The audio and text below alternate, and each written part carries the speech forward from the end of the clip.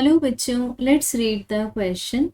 A block of mass m moving with velocity v naught on a smooth horizontal surface hits the spring of constant k as shown. The maximum compression in spring is.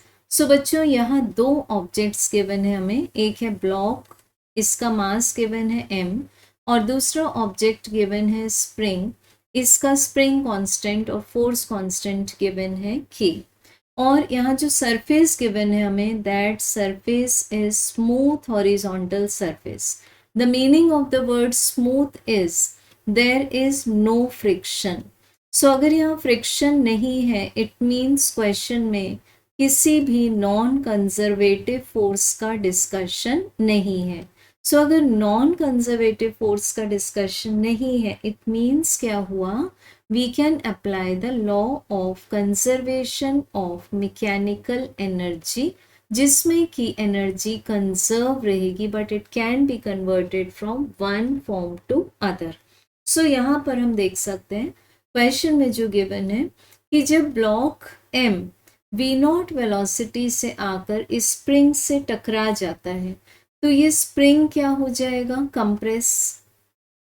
Spring compress हो गया, it means ये deformed state में आ गया। सो मान लेते हैं कि spring में कंप्रेशन प्रोड्यूस हो गया x not. Okay, this is the maximum compression. और अब स्प्रिंग इस तरह से कंप्रेस कंडीशन में आ चुका है और यहाँ पर आ चुका है ये ब्लॉक। सो अगर स्प्रिंग डिफॉर्म्ड हो चुका है तो इसमें कुछ ना कुछ पोटेंशियल एनर्जी स्टोर हो जाएगी, बिकॉज हम यहाँ पर बात कर रहे हैं सिर्फ कंजर्वेटिव फोर्सेस की, जिसमें हम टॉक कर सकते हैं for the potential energy. So potential energy stored in the spring is half k multiplied by maximum compression square. So यहाँ पर जब लॉ ऑफ कंजर्वेशन और मैकेनिकल एनर्जी लगाएंगे तो हम बोल सकते हैं कि जो ब्लॉक मूव करते हुए आ रहा था तो ये ब्लॉक अपने आप में पजेस करता था kinetic energy, this is equals to half m v not square.